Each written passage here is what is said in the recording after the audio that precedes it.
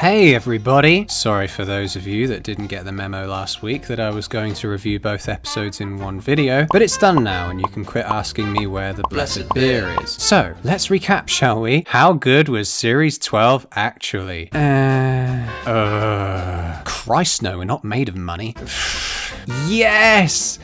Yes! Oh no. No. Was alright, I guess. Well, there are definitely going to be some yays and nays for this series finale, so let's find out if the last two episodes of Doctor Who were worth watching or not. The opening to Ascension of the Cybermen is okay. It's definitely the most inventive opening to the title sequence we've had since the Chibnall takeover. From there, things get rather interesting. It was quite a nice surprise for me to have genuine interest in the upbringing of this Irish laddie. At first, I thought the boy's adopted father was the lone Cyberman, but the fact this had nothing to do with the Cybermen completely broke my expectations. All the sequences are filmed well, the music was great, and was refreshing just to see a segment of Who set in the Republic of Ireland. Sadly, everything that happens on the Doctor's end of things proved to be severely lacking in quality. They arrive at some human settlement which has a planetary background that looked really nice. A little touch like this made me slightly more okay with the Earth-like surroundings than I would have been without it. The companions are all carrying heaps of crap that will prove entirely useless after they attempt to rescue this little village. The details of our location are left unmentioned because why bother trying to make up names for places when you can just say some planet at some side of the universe instead? The moment the Doctor said 7 humans remain here, I knew we would be in for a joyride of overly crowded sequences of unimportant and poorly written characters. Which is exactly what we got. When our group of 4 bump into this group of 3, the Doctor asks them how they can help. These people don't even bother giving them a response, so the gang just starts setting up random contraptions all over the place, of which we needed 3 separate explanations of what they all did. Turns out none of them worked, so all this dialogue was just pointless. The best of which was when Ryan got jumped by another 3 people that looked like they just got dragged from the gutter, one of which doesn't even speak and then gets killed as though we should care. For all these humans know, the gang might be working for the Cybermen with all this metal gear hanging around them, but they don't get any opportunity to question them about this stuff. The Doctor then comes out with perhaps the most insulting line of dialogue the show has produced thus far. Escape craft? Damaged in planetfall. I've been trying to fix it, but we've got no spare parts. I've botched built a couple. Don't need your life story. You're one to talk, Doctor. Because I used to hot wire walk drives for fun on a weekend as a teenager. Not that we had weekends or teenagers.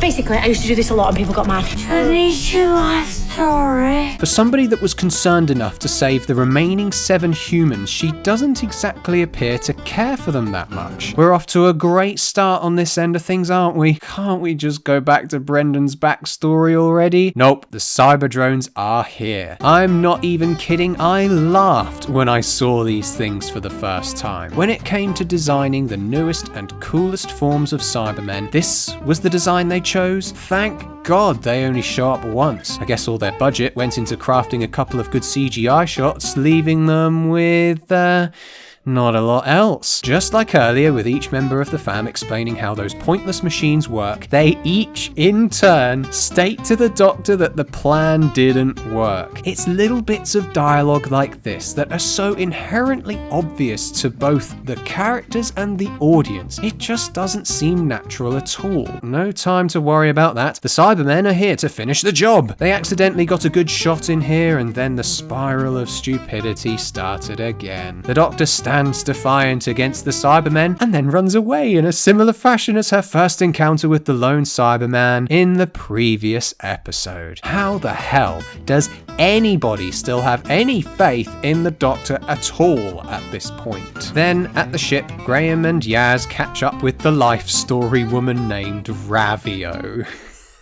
Ravioli, what's in the pocket only? She, Yaz, and Graham were just standing in the doorway, and of course, the combined might of the Cybermen and Cyber drones missed them entirely. How is it that I'm actually rooting for the Cybermen as opposed to the last remaining dribbles of humanity? On board, another female cardboard cutout character is insistent that they shouldn't be letting total strangers they met 5 minutes ago onto the ship. I can't take this lot. And then as soon as we get some defiance from her wide-eyed friend Yedlami Salami, The school's dead because their stuff didn't work. the girl says she's sorry. Yadlami, I'm sorry. Then they take off in this circus fairground ride spaceship whilst another cardboard cutout character gets killed. Ethan is rescued by the Doctor, who throws a grenade at the lone Cyberman. Where the hell did that come from? I thought the humans didn't have any weapons. Annoyingly too, the Doctor kept insisting that the gang can't make it back to the TARDIS. We aren't even shown why this is the case. It is just insisted upon without reason, so that means that they're stuck there. Oh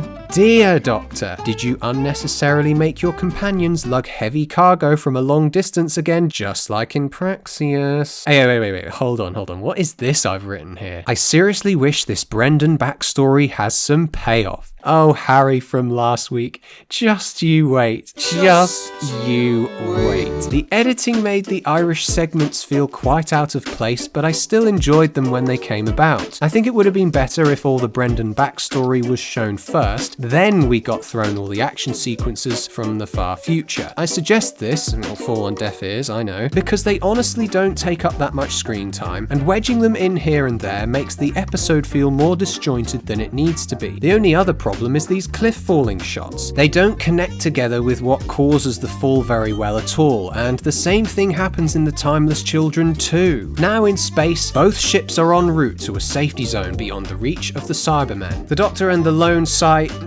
you know what? He's not exactly alone anymore, so I'm just gonna call him Lonely Man. Lonely Man and the Doctor are chatting away with this super close-up on both their faces. Imagine if this conversation was all done in one take. How impressive would that be? I don't know why this specific moment here made me think about this, but such fantasies will never be indulged. The cast would need to learn their lines for that. You are really strange.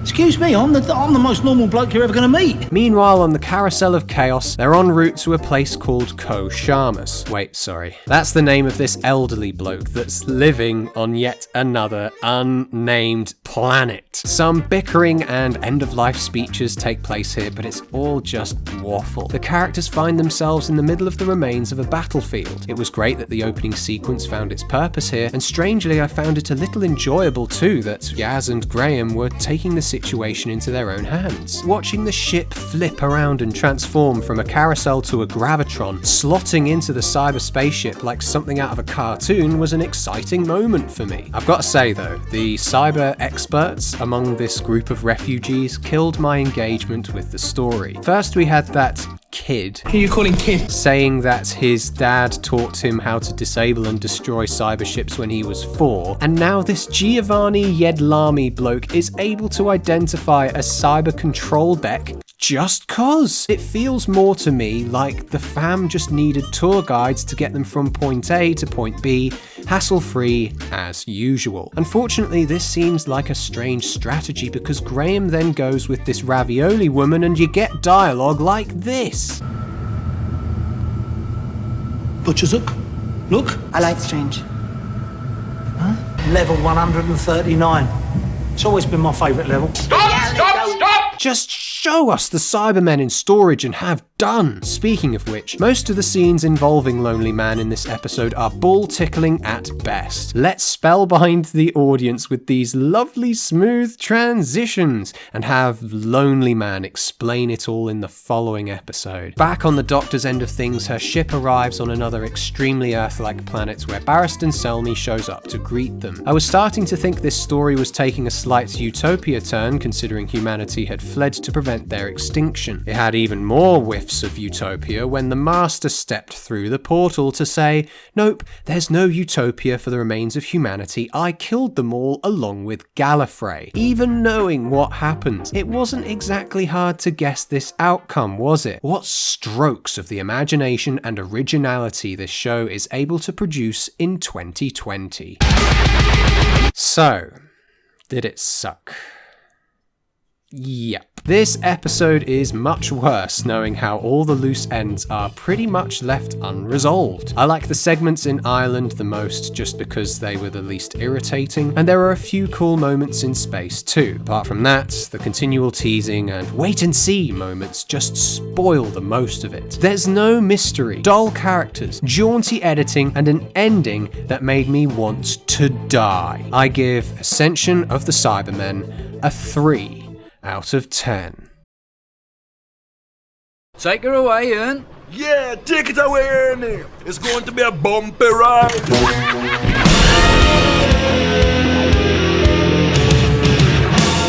So the Master jumps through the hole in space and time to show the Doctor the secret of her existence. I'm a bit confused as to when in the Master's timeline this is. Last time we saw him, he was trapped in the Kasavan's underworld. He is also quote-unquote dead by the end of this story, so it's not like he could have done all the Spyfall shenanigans after the events of this episode. Spyfall is barely fucking mentioned in this story, so throwing him back in here just felt annoying to say the least. Then when they get there, we have some of the most boring dialogue I have ever heard. The Master tries going all sentimental in these sequences, him babbling on about all the great times he and the Doctor supposedly shared.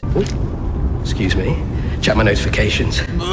Don't mean to conversion shame you. Oh, you're so relevant and trendy, Master. The main problem for me, though, is that it takes too long for everything to fall into place. If the Master was this super smart guy, you'd have thought he'd have sorted out this deal, and in turn got the regenerative Time Lord Cybermen, before he dragged the Doctor to Gallifrey. It would have added insult to injury, and the shock of seeing them would have packed a great dramatic punch. Sadly, mystery is something that is sorely lacking in this generation of the show. It would have also prevented these annoying scenes interrupting the Time Lord's origin story, like seeing just how bad the Cybermen are at parking, and these pointless conversations between the Master and Lonely Man. The new cyber army shall have one goal: the destruction of all organic life. How dull. The older I get, the more frustrating this idea becomes. What reason does this antagonist even have for doing this? How do you now differentiate these beings from the Daleks? They built up this antagonist, acquiring a newfound element called Cyberium, and now his motivations are revealed to be so uninspired that as soon as they shrunk him, I knew they didn't have a clue what to do with him. The human side of Lonely Man that sprung up briefly in the Mary Shelley episode,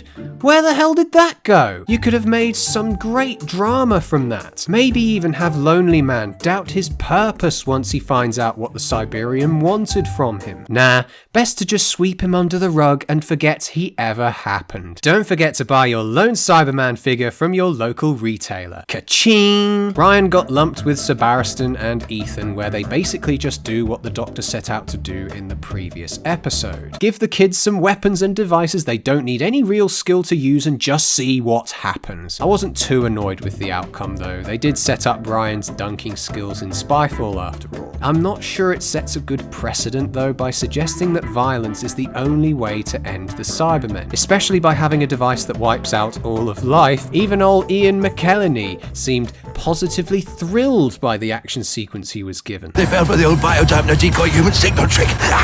Fucking excellent dialogue, Chibs. Ryan Sinclair! Don't you dare!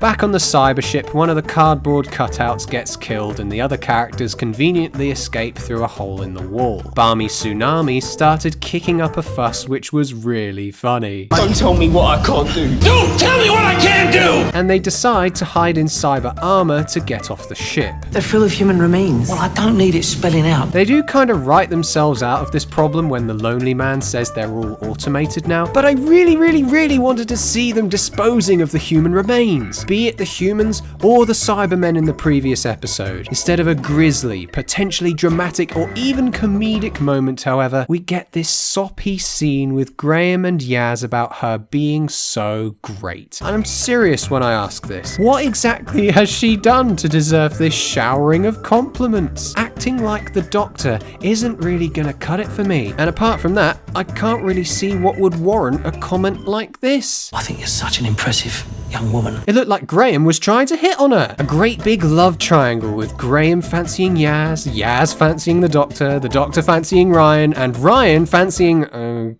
Okay, this has gotten way too weird and tangential for my liking. Honestly, I thought this idea of them hiding in the suits was rather amusing. When the show stoops so low, you find silver linings where you can. Where the companions reunite in that tent thing wasn't half bad either. I would have groaned endlessly had there been a pointless hostage situation with that Ethan kid, but seeing Graham fumble around trying to get his helmet off genuinely had me laughing. Then the Doctor got shown a little reconstruction of how the Time Lords came to be. I'm sure they could have picked a simpler and less annoying name than Tecteun. Tecteun, Tecteun, Tecteun, Tecteun, Tecteun, Tecteun, Tecteun, Tecteun, Tecteun, Tecteun, Tecteun, Tecteun. And I'm sure the diversity department had a field day making this sequence. Long story short, regeneration isn't biological to Gallifreyans. Instead, it was a power harnessed from a child incarnation of the Doctor that was spread to all other Gallifreyans, and then they became the Time Lords, and therefore the Doctor is not Gallifreyan. This,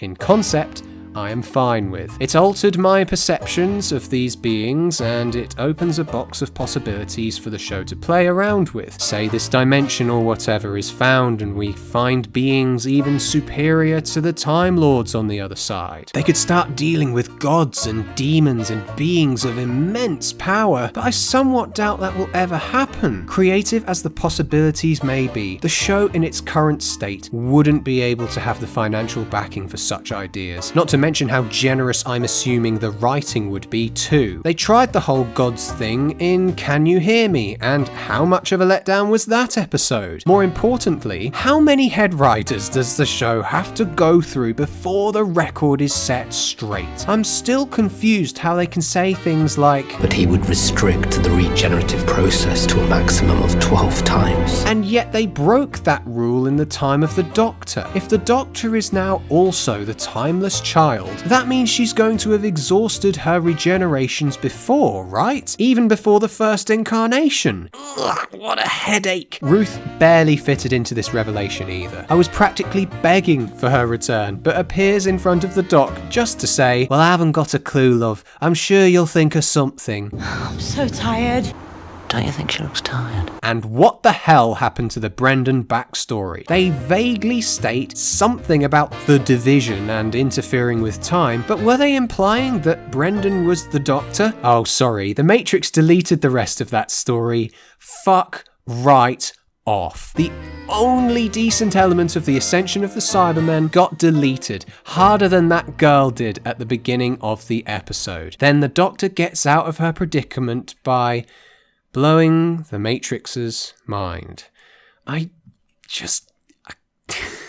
Incredible! Let's just say that the show jerks itself off to get the Doctor out of this paralysis box. Come on, man, I gave you 8 years of my life and you can't even fucking talk to me and then look me in the eyes? Man the fucking man? Holy shit, I'm gonna come.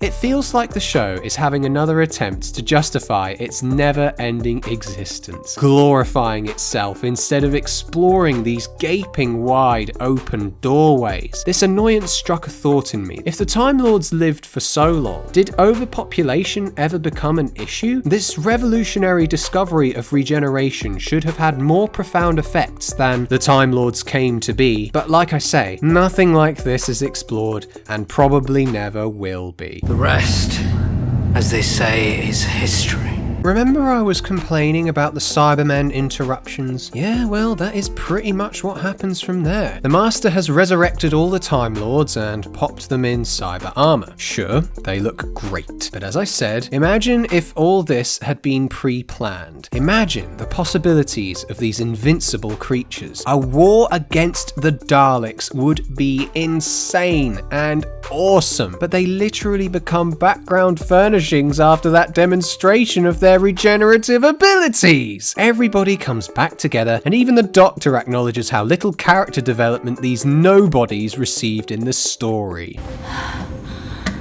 Who are they? The characters miraculously make their way up to the cybership. Did they climb, teleport, who knows, who cares, to rig the thing to explode. That all happens quick as a flash, accompanied by that famous running up and down corridors chased by silly monsters scenario Chibs just loves to put in here from time to time, only for them to run into a TARDIS? What? All that destruction of the Citadel created by the Master, clearly he didn't do a good enough job! The Doctor's plan was to use the death particle that the Master conveniently left lying around to kill the new cyber army. It definitely felt like a scenario we've seen since time immemorial, but this sad piano music wasn't fooling me. If Whittaker was leaving, we would know about it. She sure as shit wasn't going to die, so these dramatic are just a total waste of time. It dawned on me too just how little she actually spoke in this episode. You could say this was a good thing if it wasn't just substituted with the Master's never-ending verbal diarrhea. Apparently the Doctor set the controls of the TARDIS, but Barristan the Bold conveniently appears to carry the torch. You didn't start this. I did. I was part of a resistance unit that sent the Siberian back through time and space. Cool story, bro. And you picked now of all times to tell us this? Oh. The Doctor then finds yet another TARDIS just lying about to escape from the planet-wide purge of life, whilst the other TARDIS lands in the UK. It was cool seeing a chameleon circuit in action, but that is literally it. Even the Doctor got arrested for God knows what reason and completely ripped off David Tennant's famous "What?" scenario. You'll just have to find out what happens at Christmas or New Year or whatever day they pick that I deliberately won't be watching Doctor Who on. Before I give my final verdict, I gotta say, it was thoroughly amusing to watch the fan base implode after this episode. Chibnall's destroyed everything! The rumours were true. My William Hartnell though! Hashtag not my Doctor! Good lord, I'm glad this series is finally over. I told you all the show was dead and buried at the end of series 11. This season has literally been more of the fucking same, just with more appeals to the earlier episodes of the revival, because nothing new they come up with is worth your time. Doctor Who is now the lowest of low-hanging fruit, and this is why I won't be reviewing any more new episodes of the show. I've got 4 decent seasons still to plow through, not to mention the classic era, and I really want to analyze and review some other shows and movies now. It was nice knowing you, Chris. So, did it suck?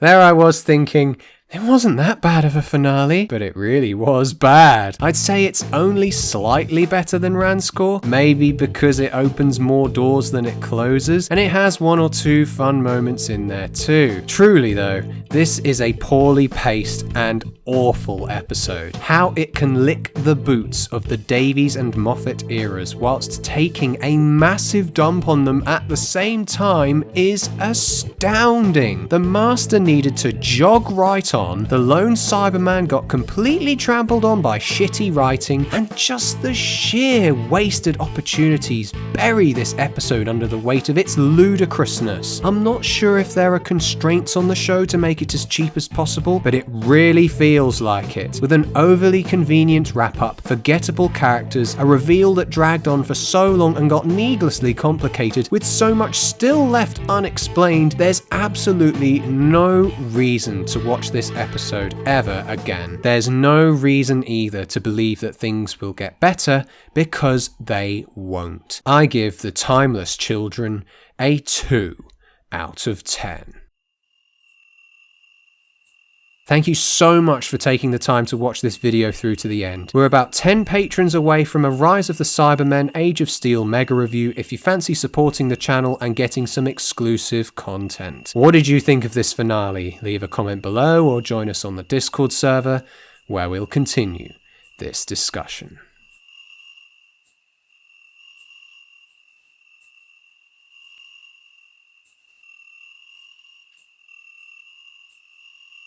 Fuck you, man. I'm finished with this shithole.